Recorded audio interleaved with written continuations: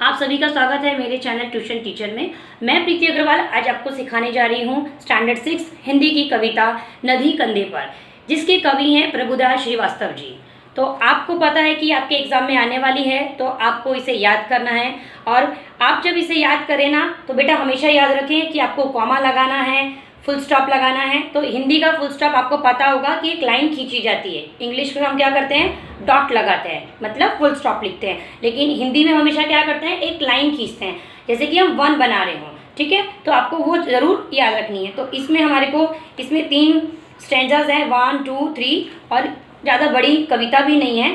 बस आपको जो याद रखना है ना हमेशा, कि जो भी कविता आप याद करें उसके जो भी कवि हो, कवित्री हो, उनका नाम ज़रूर याद रखें। चाहे वो मराठी सब्जेक्ट हो, चाहे वो इंग्लिश सब्जेक्ट हो, चाहे वो हिंदी सब्जेक्ट हो। देखो मैं हमेशा है ना आपको यही बोलती आई हूँ कि मेरे चैनल पे जब भी आप आए हैं या आपको कुछ भी चीज़ हार्ड लगे, तो ये वो चीज़ आपको यहाँ पे आसानी से मिलेगी, जिससे कि आप टॉपर बन सको। क्योंकि टॉपर बनना हर बच्चे का सपना होता है। तो देखो क्या होता है ना, जब आपने इतनी मेहनत कर ली लेकिन तो भी आपके है ना मार्क्स आप देखते होगे ओरल्स में कहीं कहीं माइनस हो गए, तो आपको पता नहीं चलता। तो आपको लगता होगा कि शायद वो मैंने डिक्टेशन वर्ड्स आए थे ना, उसमें मार्क्स चले गए, या मेरी हैंड राइटिंग थोड़ी अच्छी नहीं है तो उसमें मार्क्स चले गए। तो आपको खुद को भी ना इतना कंफर्म नहीं होता है कि मैंने पोएम तो अच्छे से बोली थी, लेकिन मेरे मार्क्स कहाँ चले गए। तो मार्क्स टीचर आपके कहाँ कट कर देती है, जब भी आप कवि या कवित्री का नाम नहीं बोलते। तो आप हमेशा याद रखना आगे से कि जब भी आप कोई भी कविता बोले, किसी भी सब्जेक्ट की बोले, तो आप उसके कवि कवित्री का नाम ज़रूर बोलेंगे। ठीक है, एक पॉइंट ये हो गया। सेकंड देखो, अब आप हाईएस्ट स्टैंडर्ड में जा रहे हो ना, तो आपके जो ये कवि हैं प्रभुदास श्रीवास्तव जी, तो उनके बारे में थोड़ा बताया गया है। अब तक आप कैसे पढ़ते आए कि कविता का नाम होगा और कवि के नाम होंगे। जो बच्चे शुरू से देखो पढ़ते आए कवि या कवित्री का नाम कविता बताते समय, तो वो याद रखते हैं। लेकिन अभी कैसा होने लगा है कि कवि और कवित्री के बारे में आपको ना थोड़ा सा डिटेल में बताया जाता है कि उन्होंने का जन्म कहाँ हुआ, उन्होंने क्या क्या लिखा। ये थोड़ा थोड़ा अभी आपकी ओरल में शुरुआत है, वैसा समझो, क्योंकि अभी एग्जाम में तो अभी आपको इनके बारे में नहीं लिखना है। लेकिन जब आप हायर स्टैंडर्ड में जाएंगे ना, तब आपको परिचय लिखना पड़ता है कि ये लेसन किसने लिखा है, ये पाठ किसने लिखा है, ये कविता किसने लिखी है। तो उनका नाम तो भी आप शुरू से याद करना शुरू कर दे रहे हो, लेकिन उन्होंने जो जो किया है ना, वो भी आपको लिखना पड़ता है एग्जाम में, तो उसके भी मार्क्स मिलते हैं। तो ये चीज़ इसलिए मैं आपको पहले से बता रही हूँ कि आपको आगे जाके है ना ऐसा ना लगे कि अरे आंसर्स तो इतने बड़े बड़े आ रहे हैं, अब ये कवि और कवित्री के बारे में भी याद करेंगे तो ये आंसर और बड़ा हो जाएगा, है ना। लिखने में भी टाइम जाएगा और याद करने में भी टाइम जाएगा। इसीलिए अभी से आप ना थोड़ा प्रैक्टिस करते चलो। अभी तो ये ओरल ही है, आप इनके बारे में याद रखो कि या नहीं रखोगे, टीचर ये नहीं पूछेंगी, सिर्फ आप कवि या कवित्री का करेंगे। लेकिन अगर आपको टॉपर बनना है, आप चाहते हो कि आपका सपना है कि आप टॉपर बने, है ना, कि आपको कोई डब्बू ना बोले। अगर आपको कोई बोलते ना टेक्स्ट बुक के अलावा भी पूछ ले कि अरे नदी कंधे पर प्रभुदास श्रीवास्तव जी ने लिखी है ना, तो तुम बोलोगे हाँ हाँ ये तो मैंने याद कर लिया। क्या उन्होंने क्या क्या लिखा है या उनके बारे में थोड़ा बता पाओगे, तो आप याद करने लगोगे ना। तो इसमें कोई भी आप देख लेना, 4 5 उन्होंने की कविताओं का नाम या ऐसे लिखा रहेगा। एटलीस्ट उसमें से 2 की याद करने की तो शुरुआत करो, तो आपको धीरे धीरे वो चीज़ें ना आगे जाके आसान पड़ने लगेंगी। तो अभी हम शुरू करते हैं। अगर आपके पास टेक्स्ट बुक है तो आप टेक्स्ट बुक निकाल लो। अगर आपके पास टेक्स्ट बुक नहीं है एट प्रेजेंट, तो स्क्रीन पे आपको दिख रहा होगा, तो आप स्क्रीन से देख के आप उसे पहले समझ लो कि ये जो प्रभुदास श्रीवास्तव जी हैं ये आपको क्या समझाना चाह रहे हैं। ठीक है, इस कविता का मतलब क्या है जो उन्होंने आपको ये दिया है, इससे आपको क्या सीख मिल रही है। ठीक है, तो पहले हम प्रभुदास श्रीवास्तव जी के बारे में समझ लेते हैं। जैसे मैंने आपको बोला था कि वो भी थोड़ा हमें याद करना है, क्योंकि हायर स्टैंडर्ड में जाके हमें परिचय लिखना पड़ता है। तो देखो उन्होंने लिखा है जन्म 4 अगस्त 1944, 1944, धर्मपुरा दमोहा मध्य प्रदेश। यानी उनका जो जन्म हुआ था, किनका, प्रभुदास श्रीवास्तव जी का, जिनकी ये कविता है नदी कंधे पर। उनका जन्म जो था 4 अगस्त 1944 को हुआ था। धर्मपुरा एक जगह है दमोहा में, और वो दमोहा कहाँ आता है, मध्य प्रदेश में, इसलिए उन्होंने मध्य प्रदेश को ब्रैकेट में लिखा है। अगर कुछ इतना अगर आप डेट ऑफ बर्थ नहीं भी याद कर पा रहे हो, तो एटलीस्ट इतना तो याद रख सकते हैं ना, प्रभुदास श्रीवास्तव जी कहाँ के रहने वाले थे, मध्य प्रदेश की। क्योंकि देखो जब भी आप किसी कवि या कवित्री की कविता पढ़ते हैं ना अपने स्कूल के दौरान में, अभी आप 6 में और 7th में 8th में आगे हायर स्टैंडर्ड में जाएंगे, तो कहीं ना कहीं प्रभुदास श्रीवास्तव जी की ना कविताएं आपको आगे आएंगी ही आएंगी। तो आपको ना तभी हार्ड नहीं लगेगा, तब आपको लगेगा हाँ ये मध्य प्रदेश के हैं, मैं कम से कम ये लिख दूंगा प्रभुदास श्रीवास्तव जी मध्य प्रदेश के रहने वाले थे। तो कम से कम आपको आधा मार्क तो मिलेगा, क्योंकि आपने उतना ही याद किया। अब आगे और याद कर लोगे तो पाठ परिचय का उस टाइम पे जितने भी मार्क्स होंगे वो आपको उस हिसाब से मिल जाएंगे। ठीक है, रचनाएं मतलब उन्होंने क्या क्या लिखा।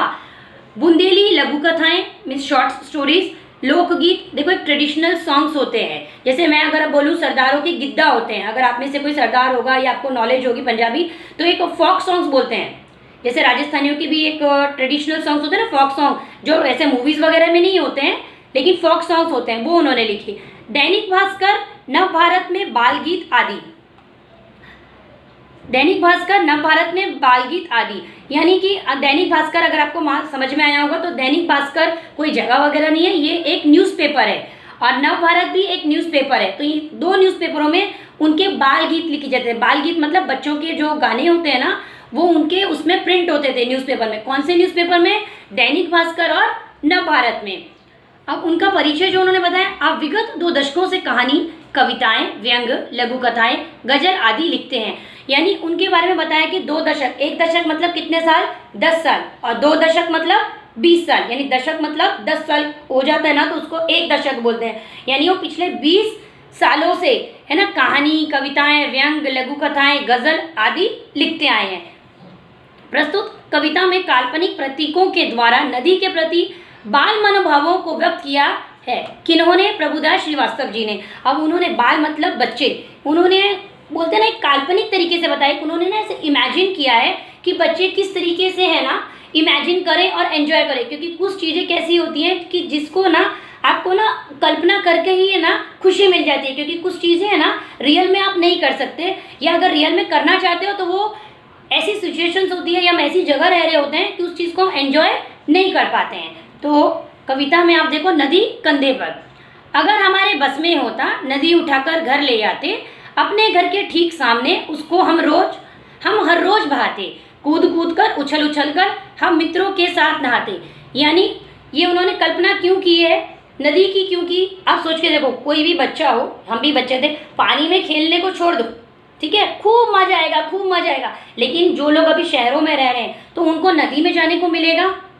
नहीं मिलेगा, क्योंकि हमारी दिनचर्या में हम इतने व्यस्त हैं, हमारे पेरेंट्स व्यस्त हैं, हम खुद व्यस्त हैं, क्योंकि हम नदी में जाने का हमें मौका नहीं मिलता। अगर हम यहाँ आसपास समुद्र है ना, तो भी हमें देखना है कि हमारी छुट्टी हो या हमारे घर में मम्मी पापा की छुट्टी हो, तब जाके हमें कहीं एंजॉय करने को मिलता है। इसलिए उन्होंने इसको बोलते ना कल्पना के तौर में लिखा है कि कम से कम आप ऐसी कल्पना करो और उसमें आप खुश रहो। तो उन्होंने ये हमारे कौन बोल रहा है? बच्चे बोल रहे हैं कि अगर हमारे बस में होता, बस वाले ट्रैवलिंग वाली बस नहीं बोल रहे, बस में मतलब उनके हाथ में अगर होता कि अगर वो कर पाते, ठीक है, तो वो क्या करते? नदी को उठाकर घर में ले आते, और घर में ले आते मतलब घर के ठीक सामने रखते, घर के अंदर नहीं रखते, नहीं तो सामान ही डूब जाता, उसमें वो नहीं करते, वो घर के ठीक सामने लाते और उसमें वो क्या करते? बच्चे उधर कूद कूद कर उछल उछल कर उसमें नहाते। देखो जब बारिश में पानी है ना कहीं भर जाता है, कोई बच्चे तो बारिश में पानी भर गया तो पेरेंट्स भेजते भी नहीं है, लेकिन आपने बहुत बच्चों को देखा भी होगा कि अगर पानी ज़्यादा भर गया ना, न्यूज़ों में तो आएगा कि यहाँ ब्लॉक हो गया है, रास्ते में ट्रैफिक जाम हो गया है, सब लोगों को तकलीफ हो रही है। लेकिन अगर आप बच्चों को देखो, अगर उनके यहाँ पे मतलब अगर वो बोलते हैं ना गटर्स वगैरह नहीं खुले हैं, सेफ हैं, पानी भर गया, उनको सबको पता है, तो बच्चे पानी में है ना खूब मस्ती करते हैं, ठीक है। तो ऐसे ही उन्होंने का कहना क्या है कि जो नदी है वो उठाकर लाए हैं घर के पास में और घर के सामने उसको रख दिए और उसमें वो कूद कूद कर उछल उछल कर नहा रहे हैं, क्योंकि उन्हें उसमें मजा आ रही है। कभी तैरते कभी डूबते, इतराते गाते मस्ताते, नदी आ गई चलो नहाने, आमंत्रित सबको करवाते, सभी उपस्थित भद्रजनों का नदिया से परिचय करवाते, अगर हमारे मन में आता झटपट नदी पार कर जाते। अब देखो उनका कहना क्या है कि वो नदी को अपने घर के सामने तो ले आए, उसमें क्या करेंगे? तैरेंगे। तैरना मतलब स्विमिंग जो करते हैं, डूबते मतलब कोई ऐसा नाक बंद करके ऐसे नीचे जाता है फिर ऊपर आता है, ठीक है। जिसको डूबना आता है ऐसे नाक बंद करी नीचे गए, क्योंकि नाक में पानी ना चले जाए, ठीक है। इतराते गाते मस्ताते मतलब पानी से छम छम कर रहे हैं, एंजॉय कर रहे हैं। नदी आ गई चलो नहाने, यानी उनका कहना क्या है, जो नहीं भी आया ना, नदी आ गई है, अब हमें क्या करना है? नहाने जाना है, ठीक है ना। नहाने ही जाएंगे ना, मतलब क्या हो गया? पूरे गीले हो गए, मतलब आप नहा लिए, ठीक है। और सबको, जितने भी उपस्थित भद्रजन है, भद्रजन मतलब श्रेष्ठ गुड पर्सन है, उन सबको वो बुला रहे हैं। क्योंकि देखो आदमी अपने साथ में कंपनी में किसको लेता है? जिसके साथ उसको अच्छा लगता है या जमता है, जिससे उसकी पटती ही नहीं है तो वो उसको तो बुलाएगा ही नहीं। बच्चे भी देखो जी, बच्चों में भी कैसा है, जिससे उसकी फ्रेंडशिप है वो उसी को बुलाएगा कि चलो आ जाओ और हम लोग इसमें एंजॉय करते हैं। और नदियों से परिचय कराते हैं, यानी वो बोल रहे हैं, अपनी कल्पना कर बता रहे हैं कि वो उनको बुलाते हैं और नदी से परिचय कराते हैं कि देखो ये नदी में अपने घर के लिए पास सामने लेके आया हूँ, आप भी आ जाओ, इसमें आप भी तैरो और आप भी डूबो, आप भी गाओ, मस्ती करो। अगर हमारे घर में अगर हमारे मन में आता झटपट नदी पार कर जाते, यानी अगर उनके मन में आता ना तो नदी को फटाफट से पार कर जाते। ये देखो यहाँ दिखने में है ना, पार करना मतलब एक तरफ से दूसरी तरफ जाना। यहाँ पे तो है ना आपको बहुत छोटी सी दिखाई दे रही होगी कि आपने नदी है ना ऐसे पार कर ली, ठीक है ना, कि आप इस ये साइड में खड़े हैं, जैसे ये बच्ची खड़ी है और यहाँ पे आ गए, लेकिन इतना आसान नहीं होता। ये सिर्फ कल्पना है कि नदी को आप उन्होंने क्या उनके मन में आ जाए तो वो नदी को क्या कर दें, पार कर दें, ठीक है। अब तीसरी वाला पैराग्राफ स्टैंजा देखो, खड़े खड़े उस पार नदी के, मम्मी मम्मी हम चिल्लाते, शाम ढले फिर नदी उठाकर अपने कंधे पर रखवाते, लाए जहाँ से थे हम उसको जाकर उसे वहीं रखाते। अब उनका कहना कैसा है कि अभी देखो, चाहे आप एग्जाम्पल होली का देखो, अगर होली में हम पूरे पहले ऐसा होता है बस हमें होली खेलने जाना है, होली खेलने जाना है, पिचकारी से है ना पूरा गीला होना है, बाल्टी की बाल्टी उठाना है, लेकिन लास्ट में कैसा होता है कि चलो अभी मैं जा रहा हूँ, हाँ अभी मैं थक गया, क्योंकि आप कितनी देर तक गीले होगे, ठीक है ना, कितना मस्ती करोगे। ऐसे उनका है कि पहले उन्होंने बोला कि जब वो नदी को पार कर लेंगे ना, वहाँ से खड़े होकर जोर जोर से चिल्लाएंगे मम्मी मम्मी, यानी बोलते ना एक एंजॉयमेंट है। आपने अगर देखा होगा ना पिक्चरों में कि पहाड़ों के पास कोई जाके ना जोर से किसी भी नाम को चिल्लाता है तो उसकी इको आती है, तो वो उनको बहुत खुशी होती है। तो यहाँ इको से कोई मतलब नहीं है, लेकिन उनका सिर्फ कहना ऐसा है कि बच्चे एक नदी से एक पार खड़े होके जोर से चिल्लाएंगे, किसको बुलाएंगे, मम्मी मम्मी, ठीक है। और जब शाम ढले मतलब जब सूर्यास्त का समय होता है, नदी को जहाँ से लेके आए थे नदी को वहीं वो रख के आ जाएंगे, और जितना उन्होंने एंजॉय किया उसको वो याद रखेंगे कि हमने ये किया। बस इस कविता में इतना ही है। तो ये सिर्फ कविता से हमने क्या सीखा कि जो बच्चे हैं ना उन्हें पानी में खेलना बहुत पसंद है।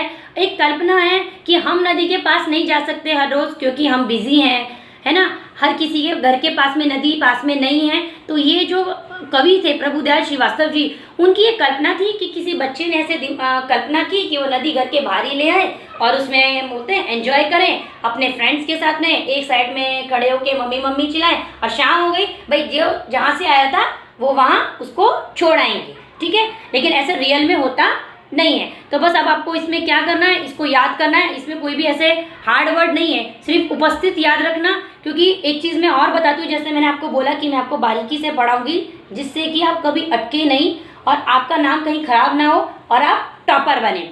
देखो इसमें सबसे हार्ड है ना, क्या है वर्ड, मुझे जो लग रहा है बच्चे कंफ्यूज हो रहा है, उपस्थित। उपस्थित कैसे लिखा जाता है, ऊपर तो लिख दिया आपने, आधा सा आया ना तो थित आता है ना, तो थित में बच्चे क्या करते हैं, छोटी ही की मात्रा ना स के साथ जोड़ देते हैं। जब आप स के साथ जोड़ दोगे तो वो बड़ा सा हो जाएगा, या तो टीचर उसको स पढ़ेगी या बोलेगी ये ऊपर से फिर मात्रा क्यों आ गई, तो वो वर्ड आपका गलत हो जाएगा। जब भी कोई शब्द बोलते ना शब्द आप लिख रहे हो, आधा स लिख रहे हो या आधा क लिख रहे हो, तो उसमें अगर आपको मात्रा लगानी है ना तो वो उसके साइड से आएगी, उसके राइट साइड से नहीं आएगी, उसके लेफ्ट हैंड साइड से आएगी। इस बात को आप याद रखना।